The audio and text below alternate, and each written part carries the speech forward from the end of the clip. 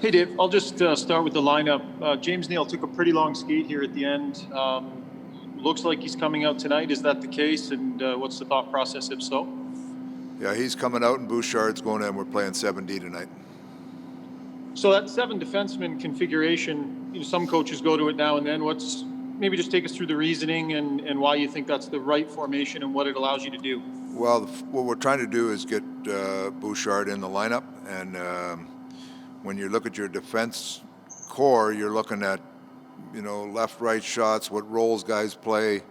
A lot of different factors come into it. So Bouchard coming in, Cuckoo will stay in the game or come back in. It gives us penalty killers, gives us power play, and we'll get a chance to get Bouchard up and running. Bob Stauffer, 6:30 Chad. Can you maybe speak, Dave, to the conditioning level at both Lagesson, because I think it looks like Lagesson's staying in tonight as well, but Yeah. were Lagesson and Bouchard ahead of maybe where some of the other guys were just because they had a chance to play over in Europe in the fall? Maybe a little bit. I mean, they hadn't played in a while, so they quit playing over there in mid-December, so it's been a while. But when you have played in the season, it's easier to get it back up and going. So, we've got 9 defensemen. We feel like we can, that can play. Now we had 8 of them on the roster, so it's. I give the guys that weren't playing much, they give them credit. They worked awful hard and deserve an opportunity. And you'd like to see everybody play, but you just don't have that many spots at the time. So we're trying to get everybody up and running, and we'll see what. Eventually, we get our group to where we feel like you're comfortable with it and you're going to go with it. But with Bear's injury right now, Bush will get a chance to play. Dave, let me ask you the question a different way. Did Evan Bouchard specifically look different in training camp this year, physically, body composition, that sort of thing, than maybe he looked with your first viewing of him a year ago in September? Yeah, very much. You know what? It's just, Bob, it's maturity. He's maturing as a player. He's learning how to work as a pro. Kids come out of junior, especially a highly touted kid, plays so many minutes there that they play well, but they end up resting on the ice. And it's the maturity factor of getting into the pro game, training like a pro does, just committing off ice between nutrition, off ice activities, and the work you put on the ice. And it's a process that young players go through, and he's coming through that, and he's become a better player every day. He works at it, and he came to camp this year in great shape. And that just shows the maturity that he's gaining.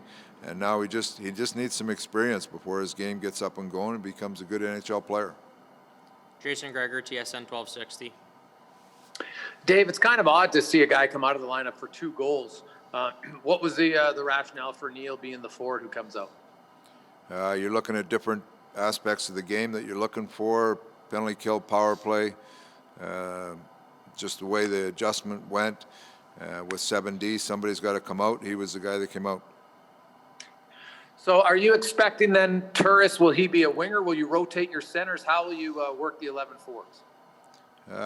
He could be a center, could be a wing. We'll see how it goes. Jim Matheson, Post Media. Caleb Jones is out again. What did you not like last game? It looked like he struggled last game. Is he still trying to find some traction? I know you're counting on him being a top 6 player every game, but he's sat out quite a few games now. Tonight with Bouchard coming in, we've got some puck movement from him. We wanted Cuckoo in for a penalty kill. And what about Ethan Bear's situation? And I'll just add there, Lagesson played a strong game. We'll leave Lagesson in. And Ethan Bear is day-to-day. He skated today, and we'll see where he is tomorrow. Yep. Jack Michaels, 6:30 Chad. Go ahead, Jack. Dave, first, just a thought on 11 and 7. It's not something you use a great deal. Can you give me quickly pros and cons in your experience when you've had to go to that? It's a unique situation because we're trying to get everybody involved, and with Bouchard coming in, you have to cover yourself on different parts of the game. We'd like to get Bush up and going, so that's the positive. That's the positive side of it.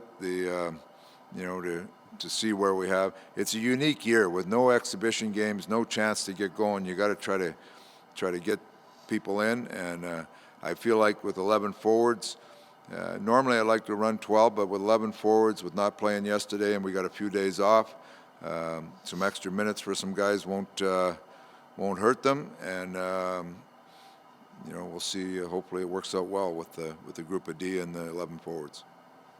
The follow-up would be, you were very quick to point out you expect these games to get tighter later on in the year. And I'm wondering whether this might be an early test tonight, because I'm sure you're expecting a much tighter game and a real intense effort from Ottawa. We're going to get a hard effort from them tonight. We expect that, and that's the game. Last game was kind of a choppy game. The special teams kind of defined it. But tonight, I expect a much closer game.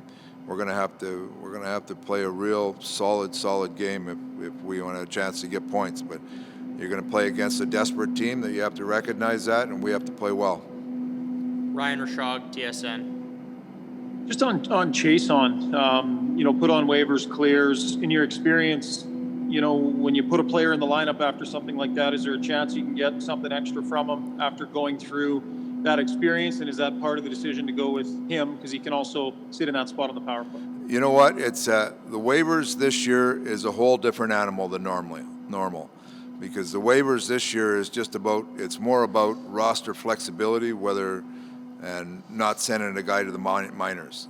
Like normally you put a guy in normal years, you put him on waivers and then he would be going to the minors. That's not the case with the taxi squad. So the waiver factor is a totally different thing this year, and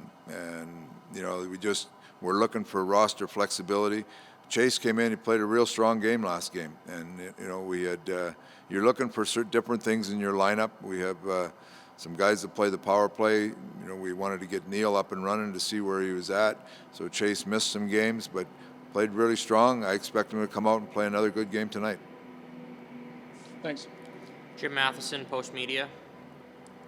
Can we expect some more movement? Would Stuart Skinner go to the taxi squad then? If Grosenick has to stay on the roster, because you don't want to lose him on waivers. Yeah, that's what'll happen. Skinner will go to taxi, and Grosenick stays on.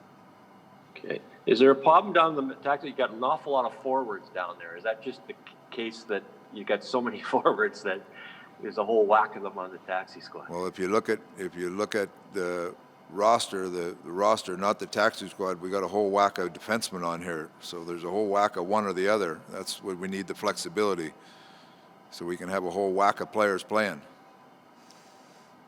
Thank you. This concludes Dave Tippett's media availability.